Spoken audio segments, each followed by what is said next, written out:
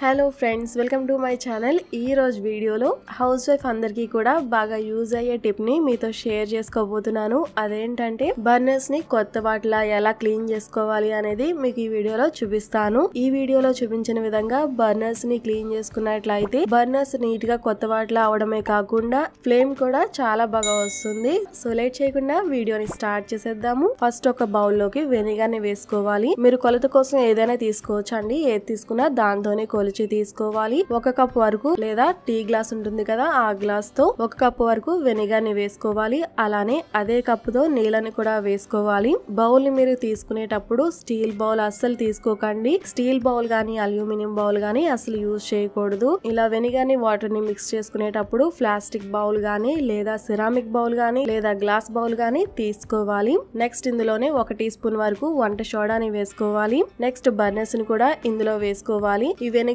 Water ఎలా వేసుకోవాలి అంటే బర్నర్స్ ములిగేలా వేసుకోవాల్సి ఉంటుంది. అలానే రెండు కూడా ఈక్వల్ క్వాంటిటీలో వేసుకోవాలి. ఇలా మునిగిన తర్వాత నెక్స్ట్ ఇందులో 1 చెక్క నిమ్మరసాన్ని కూడా వేసుకోవాలి. ఇందులో నేను 1 టీ స్పూన్ మాత్రమే బేకింగ్ సోడా వేసుకున్నాను, అంటే వంట సోడాని వేసుకున్నాను. బర్నర్స్ బాగా మురికిగా ఉన్నట్లయితే 2 లేదా 3 టీ స్పూన్ వరకు కూడా వేసుకోవచ్చు. నెక్స్ట్ వీటిని నానబెట్టుకోవాల్సి ఉంటుంది. కనీసం 2 గంటల నుంచి 8 గంటల వరకు కూడా నానబెట్టుకోవచ్చు. మీకు టైం ఉంది అంటే ఒక రాత్రి అంతా నానబెట్టండి, లేదా ఒక పూట అయినా నానబెట్టుకున్నట్లయితే ఇవి బాగా క్లీన్ అవుతాయి. 2 గంటల తర్వాత ఇవి చూడడానికి ఇలా ఉంటాయి. నెక్స్ట్ మీరు ఏదైనా బ్రష్ ని తీసుకోవాలి. ఇక్కడ నేను హార్డ్ బ్రెజిల్స్ ఉన్న బ్రష్ ని తీసుకుంటున్నాను. మీ దగ్గర ఇలా హార్డ్ బ్రెజిల్ బ్రష్ ఉంటే యూజ్ చేసుకోవచ్చు, లేదా టూత్ బ్రష్ ఉంటుంది కదా, టూత్ బ్రష్ లో కూడా హార్డ్ బ్రెజిల్స్ ఉన్నవి ఉంటాయి. ఆ బ్రష్ ని కూడా యూజ్ చేసుకోవచ్చు. లేదంటే స్టీల్ స్క్రబ్బర్ ఉంటుంది కదా, స్టీల్ స్క్రబ్బర్ గానీ లేదా మన సామాన్లని తోమడానికి యూజ్ చేసుకుంటాం కదా, ఆ స్క్రబ్బర్స్ ని కూడా యూజ్ చేసుకోవచ్చు. ఇక్కడ నేను ఫస్ట్ హార్డ్ బ్రిజిల్స్ ఉన్న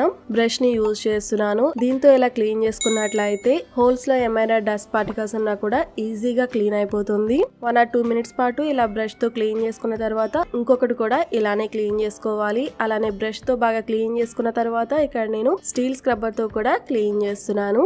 నెక్స్ట్ ఈ నీళ్ళల్లో బాగా వీటిని స్క్రబ్ చేసుకున్న తర్వాత ఇక్కడ మీకు చూపిస్తున్నాను చూడండి, ఇలా ఉంటాయి. నెక్స్ట్ ఇంకొక పౌడర్ తో కూడా మనం వీటిని క్లీన్ చేసుకోవాలి.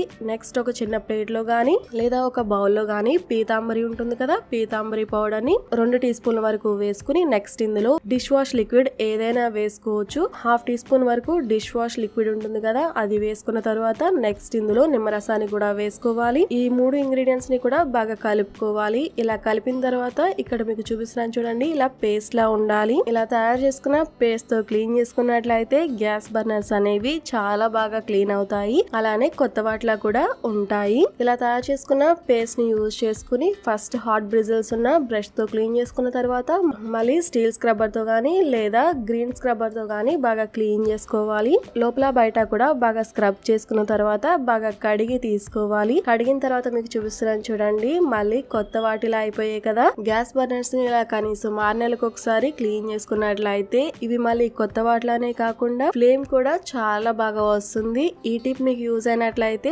తప్పకుండా ట్రై చేయండి. గ్యాస్ బర్నర్స్ ని ఇలా నేను చూపించిన విధంగా ఒకసారి క్లీన్ చేసి చూడండి. అలానే క్లీన్ చేసుకున్న తర్వాత ఎలా ఉన్నాయి అనేది నా కామెంట్ సెక్షన్ లో షేర్ కూడా చేయండి. ఈ వీడియో మీకు హెల్ప్ అయినట్లయితే తప్పకుండా లైక్ చేసి మీ ఫ్రెండ్స్ అండ్ ఫ్యామిలీస్ కూడా షేర్ చేయండి. మరిన్ని ఇంట్రెస్టింగ్ వీడియోస్ కోసం నా ఛానల్ ని సబ్స్క్రైబ్ కూడా చేయండి. Thanks for watching.